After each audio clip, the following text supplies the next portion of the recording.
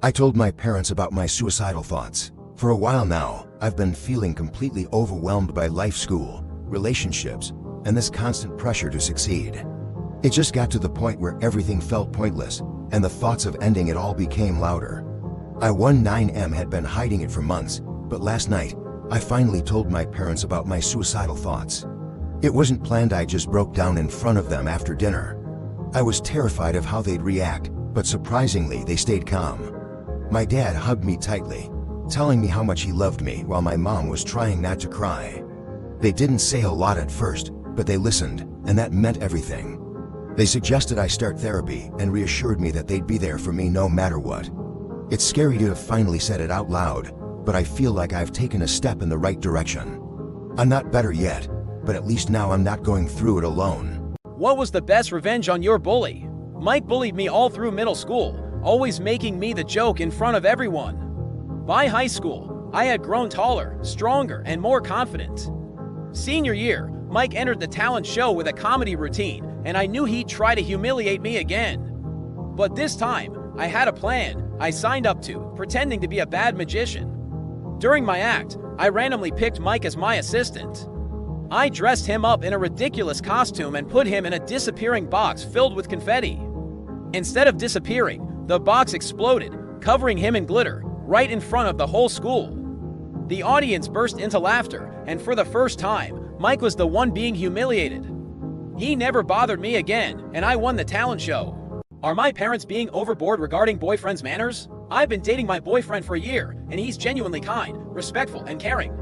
However, my family sees some of his actions as bad manners, which has caused tension.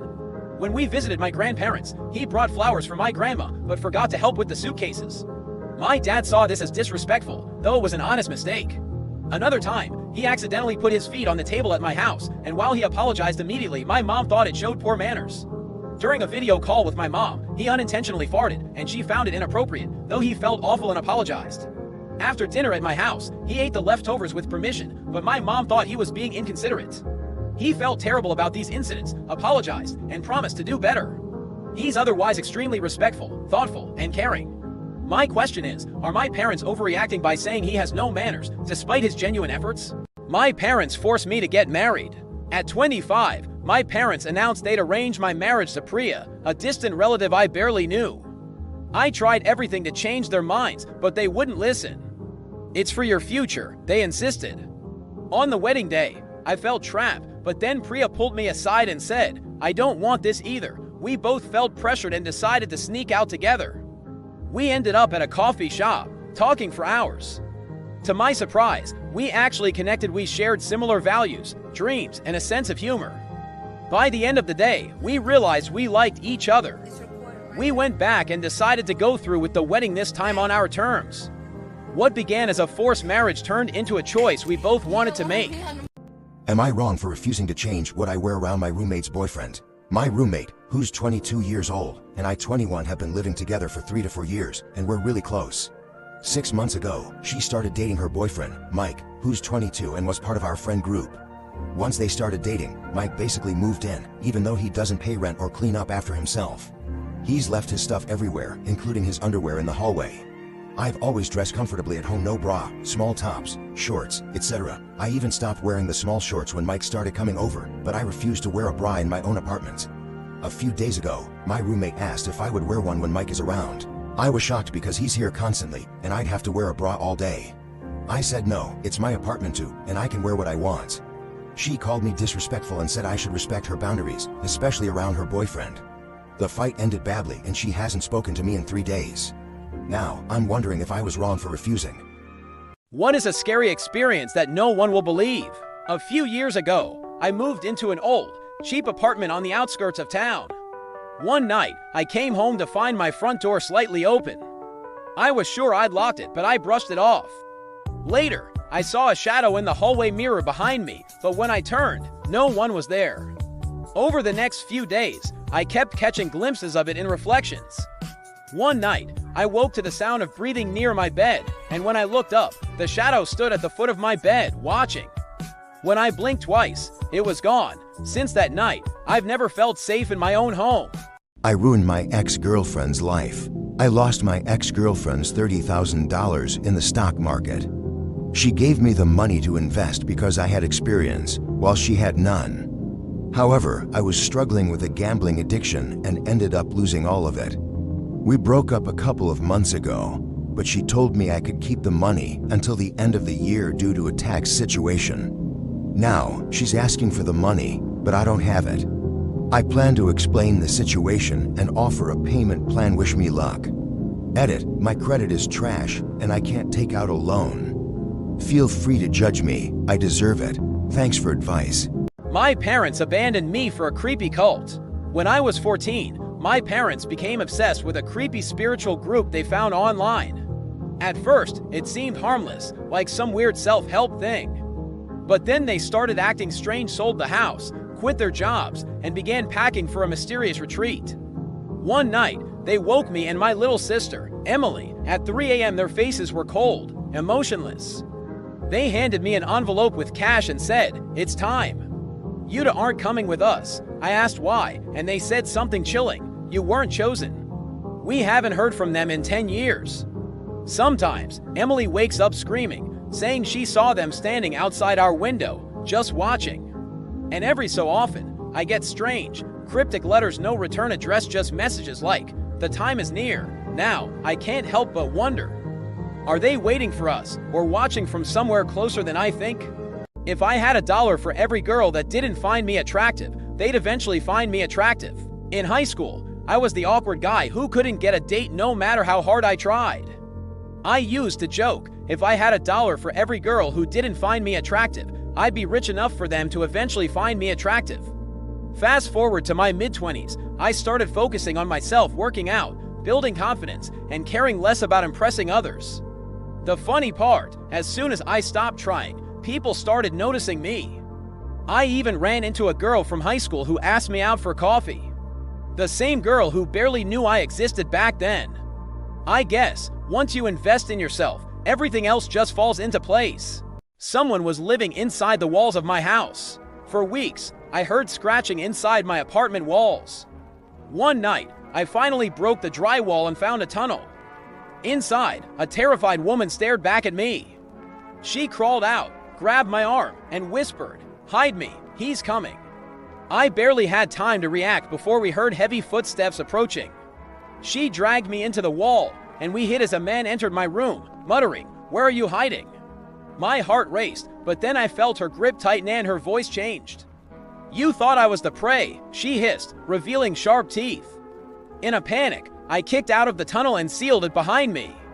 The sound stopped. When the police arrived, they found nothing. I moved out the next day. Am I wrong for refusing to spend time with my mom's new husband? I'm 21 and live with my mom, aunt, and our cats while attending university. About a month ago, my mom started dating a guy named Juan, who's 43 and from Peru. After barely knowing each other, he proposed, and she said yes. I was shocked because they can't even communicate without me translating, and suddenly, my mom was ready to move out with him, leaving me and my disabled aunt stuck with the rent, which we can't afford. After a lot of arguments, they agreed to stay until the lease ends in August, but I'm still upset. I feel like my boundaries have been completely ignored, and I've refused to spend time with Juan. I don't want to get to know him. To me, he's a stranger who's been forced into my life. My mom is upset that I won't engage with them, but I just can't. Once I graduate in December, I'm moving out for good. Now, I'm wondering if I'm in the wrong for refusing to make an effort with her new husband. It really is that damn phone. I always thought my parents were overreacting when they said I was glued to my phone. Everyone does it, I'd tell them. But after a while, it wasn't just a few hours lost. Entire days would blur into endless scrolling. My grades plummeted, friendships faded, and my energy was drained constantly. My parents were right. The phone was sucking the life out of me, and I didn't even realize it. One weekend, I decided to take a break and leave my phone behind on a trip to the mountains with my family. At first, it felt weird not checking my notifications, but after a few hours, something changed. I started noticing the little things: the wind, the smell of the trees, the feeling of peace that came with just being outside. It felt like I was finally alive again, like I was actually experiencing life, not just watching it through a screen. What is the most embarrassing moment you experienced with your partner? Once, I was so loud, the room next door yelled, "Hell yeah, Nate." My man's name is Nate. They also high-fived him during breakfast. As we were leaving the dining area, the guy from the next room leaned over and whispered, "Round 2 tonight, right?" Nate, ever the joker, winked and replied, "We'll see if she's up for it." I nearly choked on my orange juice, trying to act like this was all normal. By the time we got back to our room that night, we were both still cracking up, half expecting more cheers from the other side of the wall. What is not a bullet you dodged, but a huge tactical nuke you dodged? I had a coworker, Sophie, who seemed nice but was a bit strange. She would joke about hacking her ex's account and finding people's secrets, which I found unsettling, but mostly ignored. After a work party one night, she got intense and insisted I drive her home. She started talking about how we had a special connection and should form a secret alliance. I thought she was just drunk, so I brushed it off and left. The next day, she got fired for hacking into our company's network. Turns out, she had a creepy obsession with me, apparently even a crush, and had been collecting personal info on me. That alliance was likely her attempt to rope me into her world. Definitely dodged a tactical nuke with that one. Did you ever get slapped in the face during a date? I met Sarah on a dating app, and we had a great connection. After a few dates, she invited me to a trendy bar for dinner and drinks. As the night went on, Sarah revealed she had a thing for rough play, which I hadn't realized before. When I jokingly expressed my hesitation about diving into such intense fantasies, Sarah slapped me hard across the face. It was a jarring moment that left me stunned, but I realized it was part of her kink. The slap was shocking, but it was clear that Sarah's adventurous side was more intense than I'd expected. Surprised but intrigued, I decided to go home with her. She showed me her freaky toy box. I left her place with my balls empty and a bruised face. When was the last time you felt bad for someone? My boyfriend made a charcuterie board from scratch and was so excited to use it at a party to display meats and cheese, but no one ate any of it. He was so sad when he took it back home. I cried later. When someone is mean to my boyfriend, all I can see is the little boy in him, and it breaks my heart every time. He also mentioned how he always buys birthday presents for his friends, but they never do the same for him, and it shattered me. I will spoil him every day, making sure he never feels overlooked or unloved. I want to be the person who celebrates him, who makes him feel like he matters, especially when the world seems so indifferent. What is the most traumatizing parent fight you experienced? One night, my parents' fight spiraled out of control. Screaming about money, things escalated until my mom stormed out and drove away.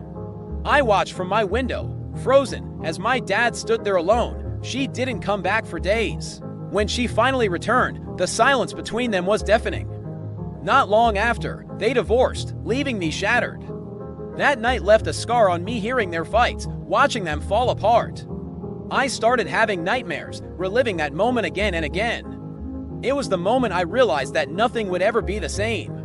Years later, in my own relationship, I found myself terrified that any argument would lead to the same kind of destruction. Sometimes, the fear of losing someone like they lost each other feels overwhelming. I married a transgender by accident. I met Lily while traveling, and we hit it off fast.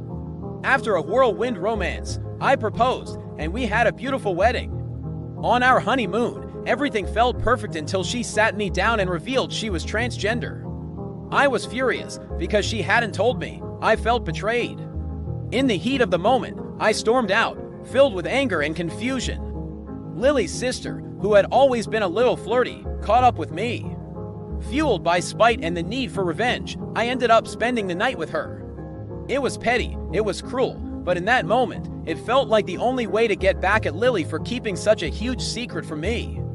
The next day, Lily confronted me and, to my shock, insisted on a threesome to make things right. The request added another layer of humiliation and confusion. What is something you deeply regret that still affects you to this day? In college, Sarah and I were inseparable. She was the type of friend who was always there when you needed her, with a smile that could light up a room. But one semester, I got caught up in my own problems, exams, a new relationship, and endless social plans. I noticed she was quieter, her smiles less frequent, but I assumed she was just stressed, like everyone else. One day, Sarah asked if we could meet up and talk. I was overwhelmed with my own schedule and brushed her off, saying, maybe next week. She hesitated, then quietly said, okay, I felt a pang of guilt, sensing she needed me. But I let it go, thinking we'd catch up later. A few days later, I got a call that shattered my world. Sarah had taken her own life. I learned that she had been struggling with severe depression, and I hadn't even noticed. That day, when she asked to talk, it was her reaching out for help, and I wasn't there. I've replayed that moment in my head 1,000 times, wishing I'd made the time for her. The regret is something I carry with me, knowing I missed the chance to be there when she needed someone most. I'll never know if things would have been different, but I wish I had listened, paid attention, and been the friend she deserved.